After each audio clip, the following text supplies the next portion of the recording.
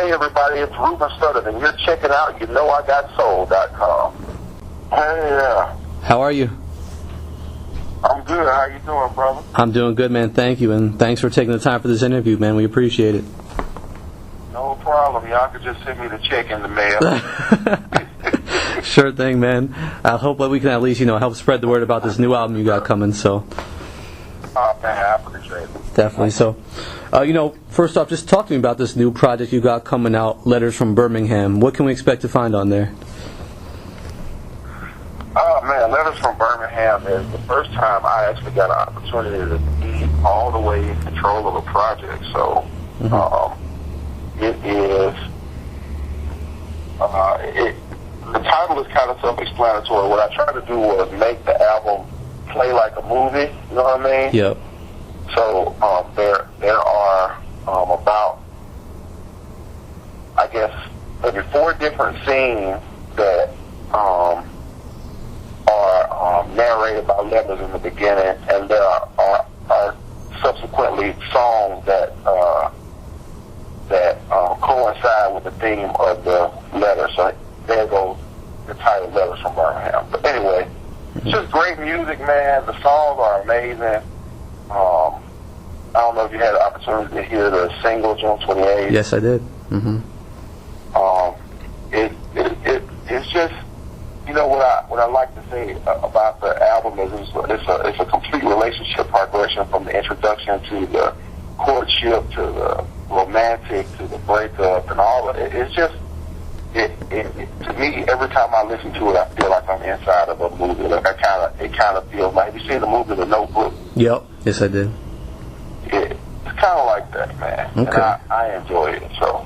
Okay, interesting. I think the fans are gonna love it. I think they've been waiting on me to do music like this, since I came out. But it's difficult to do exactly what you want to do when you have to listen to the powers that be all the time. And yeah. This has been an amazing experience, and I'm really happy to get a chance to let people hear this music. Cool. You mentioned the single June 28th. Talk about how the song was created and what went into that. I wanted to find a way to get in front of. Because of course everybody talks about it was in the the blog pages and everything about me separating and getting divorced from my wife. I kind of wanted to get in front of it and do it in a classy way, and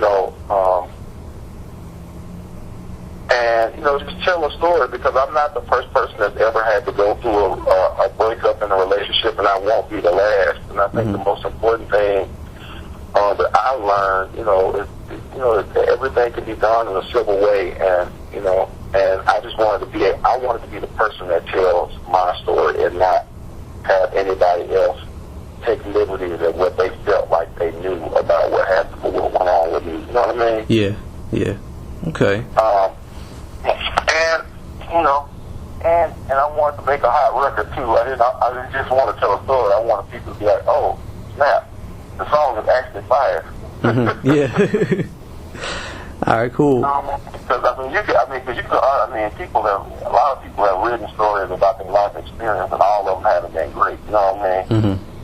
Yeah. So that was important to me to make a good song. Yeah. First and foremost, before trying to just tell a story too. You know what I mean? Okay, that makes sense. Another song I heard from the album was the song "Rock Wit'cha" with K. Michelle. Just talk about that song and that collaboration, how that come together and all that. Oh man, K. Michelle is just a friend of the family, man. Like the production team, we all know Kay, and she's an amazing singer. And the Rock With You, what I wanted to do, I was in there trying to think of, because everybody likes to compare me to Luther Vandross. You know what I mean? Yeah. But what I didn't want to do is just do a Luther Vandross remake. You know what I mean? But what I noticed, we all draw inspiration from artists that we've listened to in the past. And what I noticed about Luther Vandross is he would take songs that were popular when he was growing up and make them his own. You know what I mean? Yeah.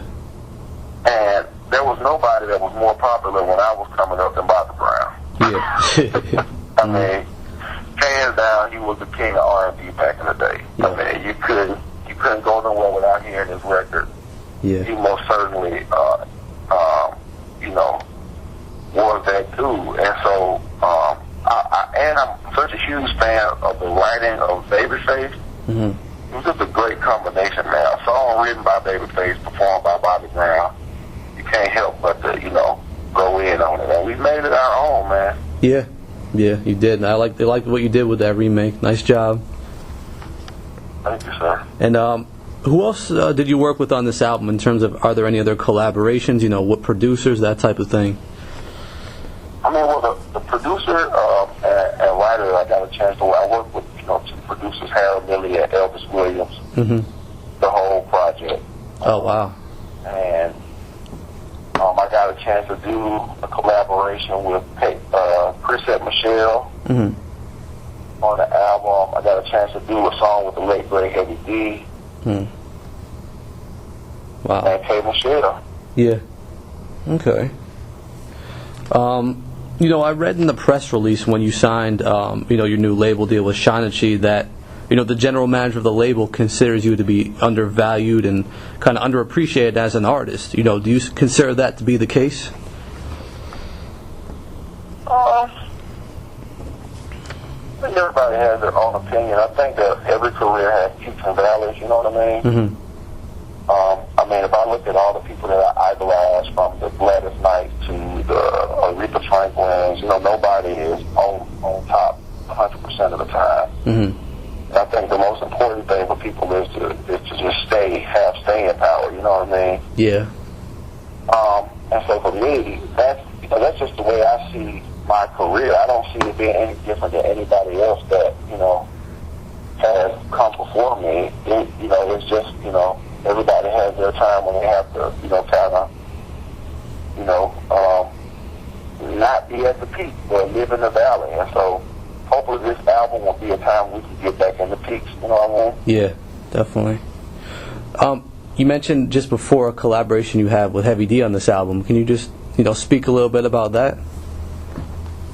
I grew up, a huge fan of Heavy D, and I liked him a lot just because he would always be so fresh, dressing, and, he was a big guy, I was a big kid, and, I always, I was a big fan of his, and so it was just, when we heard the song, somebody was like, who do you think would be good on the record? And I said Heavy D, and I kind of, said it like I didn't think nobody was really paying attention, and I didn't know that, one of the guys that wrote, that worked on the album with me had a relationship with him, so he called him.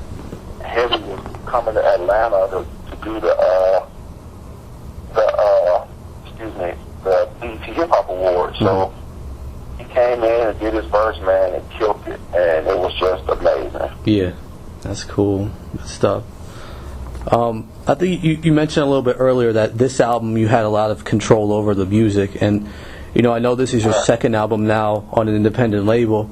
Do you feel like kind of your creative process was a little bit stunted maybe back when you were on major labels, back on J, and now it's more freer now that with the independent route? Well, the thing about it is that really, my last album, the label is called Hickory. They're still owned by Sony. Yeah. Oh, okay. It was pretty much the same process as the first one, even though I got an opportunity to work with Jimmy Jam and Terry Lewis, which was, a lifelong dream of mine, and that was just, amazing for me. And it kind of, working with them was like going to school, and they kind of, I guess, really sparked the interest in me to want to make sure that I had control of my project, you know what I mean? Yeah. Because they made me be involved with every, single inch of what we were working on, you know what I mean? Yeah. And so when I got ready to do this album, I was like, it's got to be all me. And, it was. Yeah. Okay. I enjoyed this process a lot more, and I hope that, if I ever do sign with a major label again, it will have to be like this. Yeah. Okay, yeah, that makes a lot of sense. All right. let me see. Since you won the American Idol back in 2003, you've come so far as an artist. You've had a bunch of solid albums over the years. Just talk about your growth as an artist over the course of those years.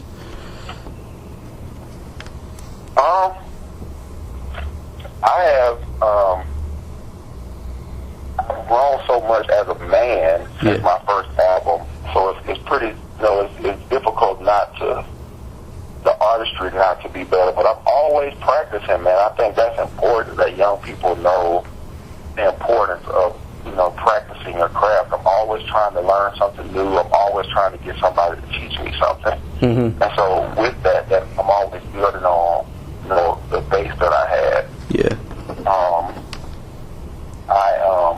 I am just really, really blessed that I'm even still around. Like some people don't make it to their fifth album. Yeah.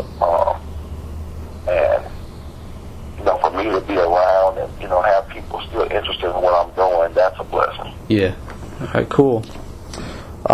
With the way R&B music has kind of changed and evolved over the years, it's not selling like it used to. The sound has kind of changed. Do you think, your debut album was the #1 album, went platinum, and, these days we don't really see too many R&B albums going platinum, so do you think it will be tough, for you to match the success you had back then? I think it's going to be a lot of work, but I also think that the ability to sell records is still there. I think the most important thing is, having the opportunity to really, connect with your fans. Yeah. And I think if we do that, I think we'll have a huge success. I think people are really, people still love great music. Yeah. At the end of the day, nobody hates a great song. Yeah. So that's important, and I think people, especially as it pertains to people that came off American Idol, like we have to be very, I guess, personable, because people, we owe our careers to what people, the time that people invested in us watching the show. Yeah. So more so than the music, a lot of times I think people have to know that that people want that connection that they felt with you from the show. So I'm looking forward to the opportunity to get a chance to go on the road and meet the fans and greet them and just have a good time. And I think I was watching Ray the other day, and what I noticed was that a lot of those artists that were so huge, they performed at a lot of very small venues. Yeah. Like Ray Charles had a #1 record, like 5 or 6 #1 records, and he was still doing 500 and 600 seat venues, like supper clubs. You know what I mean? Mm-hmm. And I think we've kind of lost that. I think this is why they have fans for so long, because they didn't lose that they started out, with that personal touch. Whereas artists now, you get a hit record, you start performing in arenas, and then after you don't have an album anymore, and nobody really cares because they haven't really had the chance to touch you. You know what I mean? Mm-hmm. Yeah. No, that's a great point. That's a great point you make. Okay, that's all. I was actually just talking to somebody from New York about that too, because I'm doing an engagement at Feinstein, and I was thinking, think about the long-lasting, impact that people like Billie Holiday and Louis Armstrong have had on the industry. You know what I mean? Yeah. But you could probably count on, maybe 3 hands the amount of times they performed in huge venues. You know what I mean? Yeah. Yeah. Well, then let me ask you, do you think it's humbling for an artist to go from playing in a big arena, sold out, 30, 40,000 people, than to playing in a small venue, maybe 500, 600 people? Not really. I actually think that everybody deserves the same kind of show. Yeah. You know what I mean? Yeah. So, all last year I toured with David Foster, and we went all over the world, all over the Asia, performing to 10, 15,000 people a night, you know what I mean? Mm-hmm. But, and then you come home and you could do a 500 seat venue, but the people in the 500 seat venue still deserve the same quality show that you gave the people in Singapore. Yeah. You know what I mean?